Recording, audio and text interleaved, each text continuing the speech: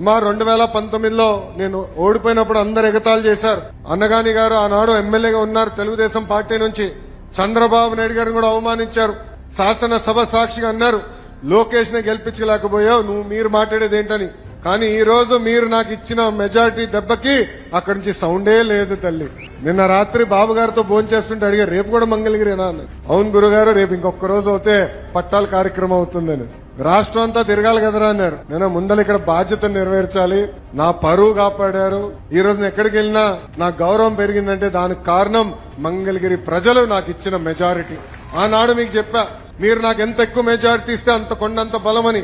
ఈ రోజు బాబు గారు కానివ్వండి, మా బోలా శంకరుడు కానివ్వండి, మా పవన్ అన్న గారితో కానివ్వండి, వాళ్ళతో గొడవ చేసి యుద్ధం చేసి పనులు చేయించగలుగుతున్నానంటే దానికి కారణం మీరిచ్చిన మెజారిటీ.